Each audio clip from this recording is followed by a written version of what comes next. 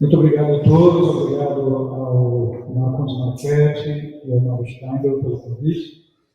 Estou ciente da entrada agora, estamos já um pouco cansados, serei breve, falarei sobre a poesia do Fritz Weber, a partir de dois conceitos que são muito próprios à área da teoria da literatura, que são os conceitos de diacronia e de sincronia, também atravessam outros campos científicos, né? Mas o primeiro deles falando sobre os poemas de 1859, de Fritz Müller, e o segundo momento falando de um documento já citado aqui hoje, do Marcelo, O Terno e o Cão, um texto de 1877, que Fritz publicaria numa revista alemã intitulada Jardim Zoológico. Então, para começarmos, por gentileza, estamos aqui no terreno da diacronia, então, portanto, este pequeno caderno de Fritz Müller foi composto em 1859, ao que tudo indica aqui, nesse termo, né? Provavelmente ele tinha já composto, oralizado, enfim, trabalhado mentalmente esses poemas. Nós sabemos que o gênero poético é milenar, né? Tem pelo menos 5.000 anos, portanto, uma ciência muito rigorosa. Não se pode afirmar que ele compôs diretamente como manuscrito, mas pode-se supor que ele compunha mentalmente esses ritmos, essas rimas, enfim, até que, ao final, ele os registrou 12 poemas nesta caderneta de 1859. Aqui, um agradecimento público à Sueli Petri. Naquele momento, eu trabalhava, em 1993 e 94, eu era diretor de literatura da Fundação Cultural de Blumenau. Estava então com 21 anos de idade. E aí, a Sueli, historiadora, diretora do Arquivo Histórico José Ferreira da Silva, me mostrou essa caderneta. Eu achei de imediato um documento extraordinário pela sua beleza, inclusive estética, digamos assim. E aí me impus a tarefa de trazê-lo, né, ao português, o que só veio acontecer 10 anos depois, em 2004. Para falar de diacronia, um outro dado curioso também é que, tendo sido escrito em 1859, levou 145 anos para que este material fosse publicado. Isso talvez se deva ao fato de que todos os conhecedores da obra de Fritz Müller o consideram um material menor, uma secção da literatura chamada literatura menor, né? Por exemplo, quando se fala de documentos que são marginais perante uma obra principal de um autor, de um pensador. E sim, de fato, ante a sua pesquisa científica, é um documento menor, mas extremamente belo. Primeiro, porque ele recupera um imaginário típico do século XIX, sobretudo na Alemanha. Havia um tipo de poesia, a mais conhecida de todas, obviamente, de um poeta muito popular na época chamado Wilhelm Hay, né, que compunha poemas sobre animais, enfim, de tons fabulosos, e obviamente está no imaginário ocidental o trabalho dos irmãos Grimm, né? Não só como dicionaristas, né, que é um trabalho extremamente importante para a língua alemã, mas também, sobretudo, com aquilo que eles compilaram de história oral e literatura oral, que hoje são esses contos patrimônio universal, né, ao lado de Perrault e ao lado das fábulas do antigo Esopo. Mas, para resumir este material do Fritz Müller, são 12 poemas. Para quem conhece o livro, a nossa primeira edição foi feita em 2004. Na época, nós realizamos com recursos do governo do estado de Santa Catarina, no edital. E a nossa nova edição, com algumas melhorias na sua edição, foi lançada agora, em 2022, em Blumenau, e agora recentemente também aqui no Museu Histórico de Santa Catarina, com a presença do Alberto Linder. Foi uma conversa saborosa entre nós todos. Aqui nós temos comparativamente as duas edições. Percebemos que no transcurso destes 18 anos entre a primeira e a segunda, houve um deslocamento no que nós chamamos de teoria da recepção. Não mais o considerando como um livro para crianças, e sim como um livro de cultura da infância, que atravessa todas as faixas etárias, digamos assim. E isso incidiu também no próprio projeto gráfico, um mero comparativo entre a capa mais infantil e esta capa mais contemporânea também é um traço dessa passagem essa diacronia, como também me referi. As ilustrações, podemos passar, mais uma, são da artista Jandira Lorenz. Ela utilizou uma técnica de origem polonesa, referenciada nessa técnica, Wycinanki, que é papel recortado. Né? Ela recriou este imaginário dos poemas e ela finaliza com bico de pena esses trabalhos. Né? Vou ler rapidamente um poema, para que nós, presumo que vários já conheçam o livro, mas para quem não conhece, aqui temos a poesia do Freitas, traduzida pela Lia Carmen Puffi, que é uma doutora em literatura alemã pela Complutense de Madrid, e por mim, trabalho como poeta desde nos últimos 30 anos. Paca. Na calma da estrelada noite, a paca pelo mato passeia. Penetra devagar na moita, onde a água não escasseia. Vem então uma cerca altíssima que nunca havia visto ali antes. Ao lado, corre uma trilha limpíssima. Ah, bom seguir aqui por instantes. Sozinha sai a cerca em frente. Não chega ela a algum fim? Sim, olhe, o belo portão atraente, por onde eu me meto, assim. Mete-se sem sofrimento, num lugar de onde nunca se sai. De uma só vez, pau, que tormento, 3 troncos de palmeira cana. A paca ali, bem mortinha, abatida e despedaçada, até alguns, de manhãzinha, pegaram para ser assada.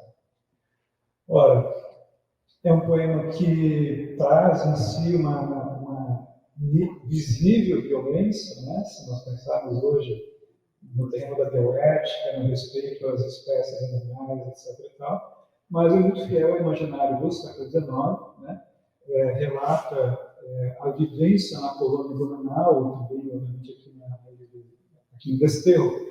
E todos os poemas aludem a esse imaginário, né? Alguns dos poemas versam sobre a fauna marinha, aqui da ilha de Santa Catarina, em especial a água viva, né? Também a gaivota, enfim. Mas aqui nós estamos diante de um poema que tem todas as características da poesia do século XIX, né? Ou seja, uma forma fixa, uma estrutura rítmica que nós procuramos recuperar no português, né? Com aquilo que também se chama na teoria literária de transcriação. Como estamos numa língua neo-românica, o português, e ele numa língua germânica, as compensações de um verso a outro têm que ser dadas com identidade, né, com adaptações, para manter o jogo sonoro, que afinal é o que importa em poesia. Né? Poesia sempre é mais importante o como se diz do que o que se diz. Né? Ou seja, o linguista russo Roman Jakobson definiu poesia da seguinte maneira: poesia é a linguagem voltada sobre a sua própria materialidade. O que isso quer dizer? Se eu digo assim, isso sim me assombra e deslumbra, como é que o som penetra na sombra e apenas sai da penumbra? Estou dizendo aqui um poema do Paulo Leminski, né? Eu poderia perfeitamente ter dito, me espanta muito o fato do som sair da sombra, entende? Mas isso eliminaria completamente este encantamento que é o próprio do poético, que é o próprio do literário, portanto, o como se diz. Né? Então, dito isso, os outros poemas todos falam, né, desses animais. Esse colecionismo do Fritz Müller, né, ele teve esse cuidado, relatado em cartas, né, ele achava que deveria escrever poemas sobre a fauna brasileira, né, para alfabetizar suas 9 filhas. Esse interesse expresso dele numa carta ao seu irmão.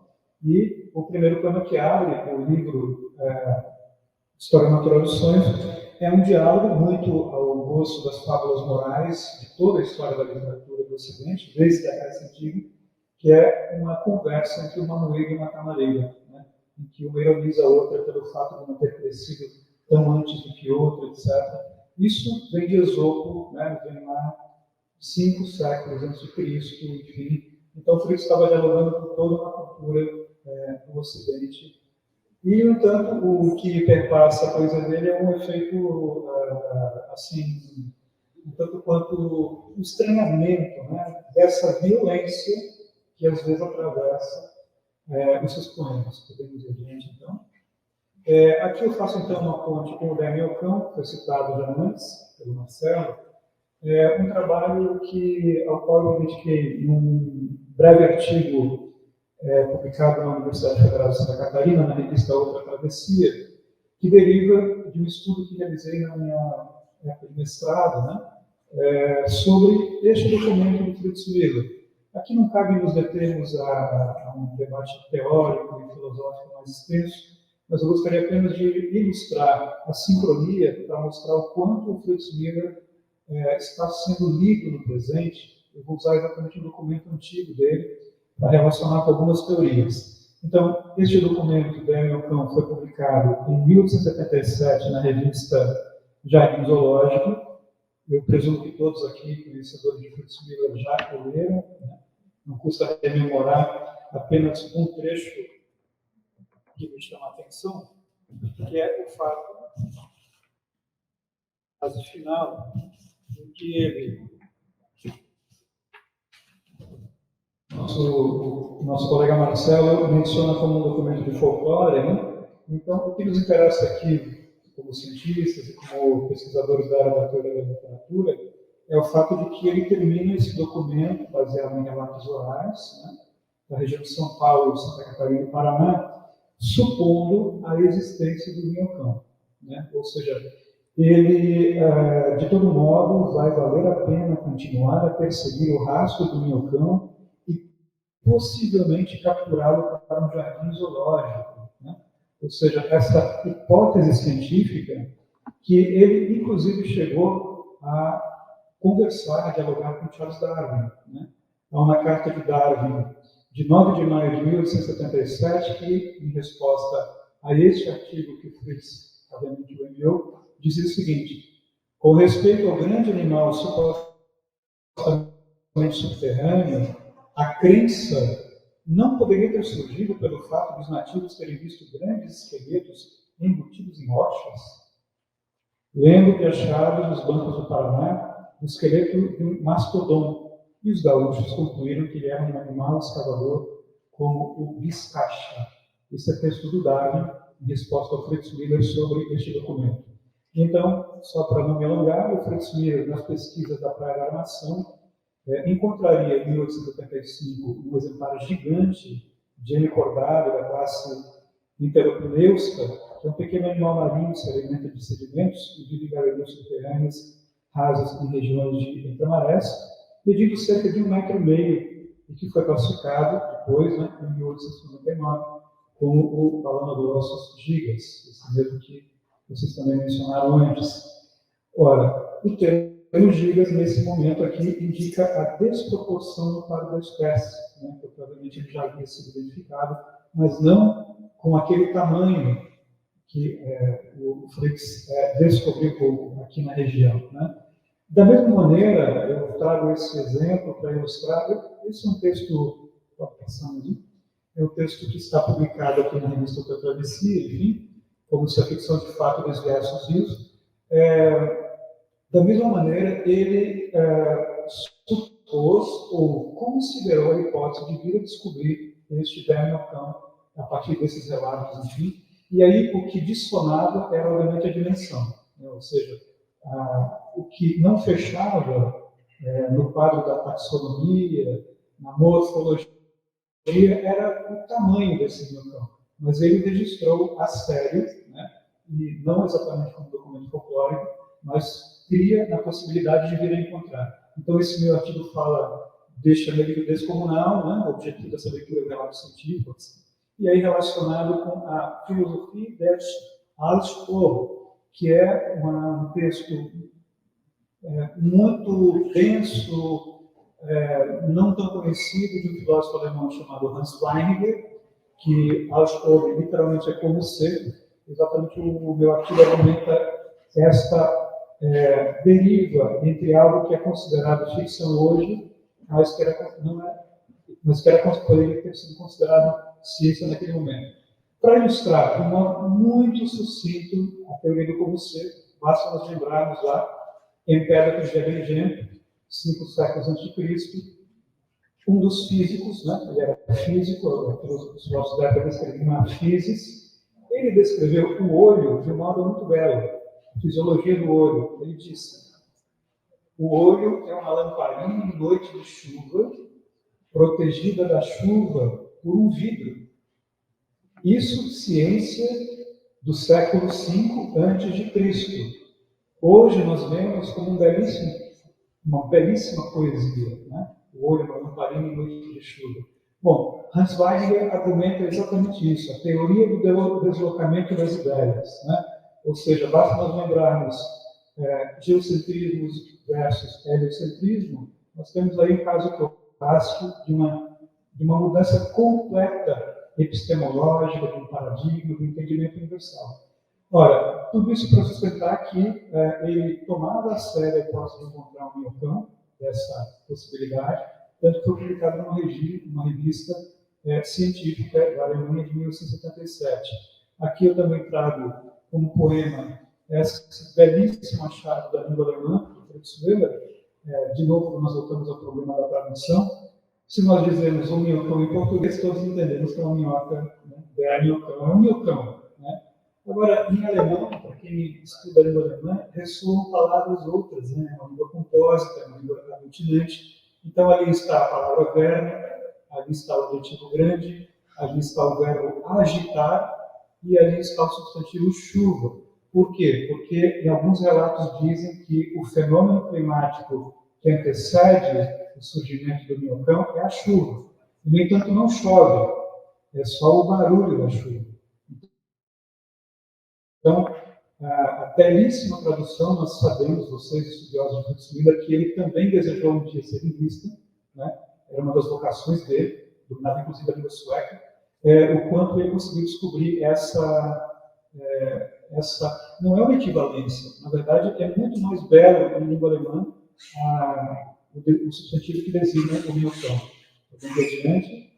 Aqui todos conhecem esse documento, nós teremos a biografia, a quase biografia de Marcelo, nós temos também, sendo escrito em Blumenau, uma biografia do Evandro de Assis, jornalista. Né? Essa é uma biografia extremamente conhecida do Moacir Bernardo de Castro, O Sábio e a Floresta. Essas são as páginas finais que relatam o delírio da bromélia, e que aí, como eu falei, de sincronia, para mostrar o Fritz Müller no presente. O meu artigo também menciona o Wilhelm Flusser, que é um trabalho impressionante, é uma fábula filosófica na área da biologia, chamada Vampiropeutis Infernalis. Né? É um documento que ele, ou melhor, é um ser imaginário que ele supõe ser o antípoda perfeito do ser humano. É extremamente bela a argumentação dele. E, voltando aqui ao nosso presente do Brasil, um texto que é canônico da poesia brasileira do século XX, Galáxias, de Haroldo de Campos, que exatamente vou terminar minha breve fala, lendo para vocês a penúltima página deste livro, deste poema, é um clássico da poesia neobarroca das Américas, né? Haroldo de Campos, poeta concretista, e que vocês podem acompanhar aqui pela tela. Para usarmos a velha expressão do Walter Benjamin, em alemão, né? É um texto que faz perviver, né? Pervive o Fritz Müller. Vou ler para vocês, presumo que nem todos conheçam este texto. É um texto de 1984, extremamente importante para a poesia contemporânea. Fritz Müller sonhando com bromélias. O Dr. Fritz Müller de Tübingen, Erfurt, com bromélias no delírio da febre, em seiner viele Fantasien, morto em Blumenau, 1897, o ano do Top-DD, lance de dados do Malarmé. O Dr. Fritz Müller, leitor de Feuerbach, Max Stirner e Marx, foi falado aqui da Revolução de 1948, né? Leitor de Feuerbach, Max Stirner e Marx, quem sabe o professor de Cruz e Souza.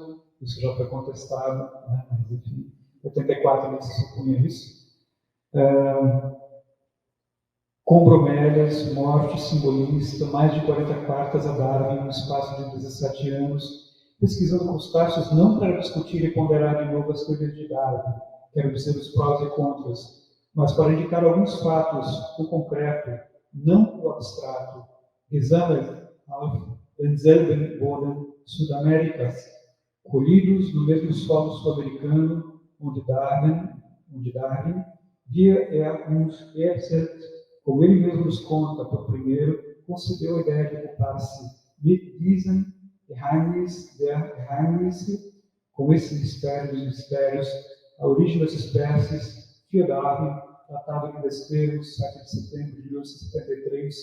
O Dr. Fritz Müller do Desterro, como também se fizera conhecer, traduzido para o inglês em Londres, 1869, por sugestão de Darwin, cartas também para Agassiz, foi citado aqui também, né? Agassiz em Cambridge, aquele mesmo do Apólogo do Peixe, de Sunfish, Ictus Eliodiplodocus Agassiz and the Postgraduate Student, contado por Ezra Pound. Essa é uma frase do Agassiz, né? Olhem para o peixe, olhem para o peixe, olhem para o peixe. O jeito é olhar para o peixe. O Dr. Fritz sabia olhar.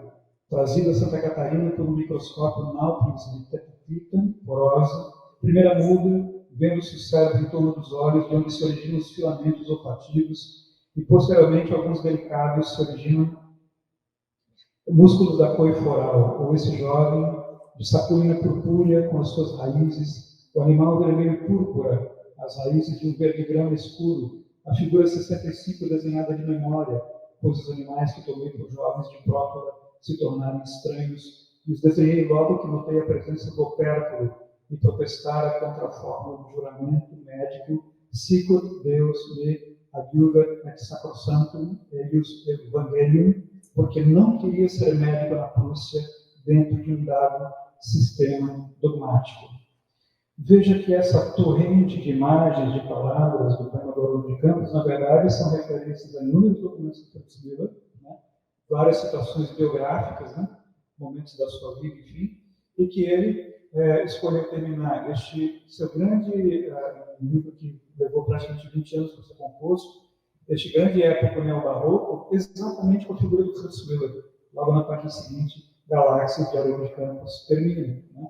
Então, para demonstrar o quanto, falei no início de diacronia, o quanto nós podemos trazer a poesia dele, de 1859, para o presente, mas o quanto ele ocupa cada vez mais, como nós vimos também no trabalho da Yara Glask, um pensamento literário e artístico do presente. Ou seja, essa figura revolucionária, como tantas vezes se comenta, né, mas cujas ideias ainda inseminam pensamentos artísticos, estéticos e, obviamente, científicos do presente. Diria, então, só para finalizar, concordando com Hans Weiringer, né, na teoria do deslocamento das ideias, curiosamente, hoje parece que o cientista Fritz Müller é lido mais pela sua importância histórica, né, lá na diacronia do século XIX, ao passo que essa figura e as suas ideias na arte e na literatura têm sido vistas mais pela sua relevância no século XXI, ou seja, no presente. Então, acredito, sem nenhuma sombra de dúvida, que esse tipo de pensamento que está começando a atravessar a arte vai fazer com que o Fritz Müller seja ressignificado para o futuro. E, para concluir mesmo, queria só fazer uma nota de agradecimento, porque está aqui o nosso Lauro Baca, lembrando que nós fizemos parte, em 1997 e 98, do Conselho Editorial, Sr. Petri, Wilson Nascimento, Marcelo Staio e eu era presidente do Conselho, né, da Editora Cultura e Movimento da Fundação Cultura de Blumenau. O primeiro título que nós aprovamos foi exatamente Reflexões Biográficas do Fritz Müller. Né? Para nós que somos blumenauenses, a relevância do Fritz é incontestável, né? Mas, de qualquer maneira, facilmente encontrados todos ainda neste presente em que o nosso livro também volta a circular. Muito obrigado a todos.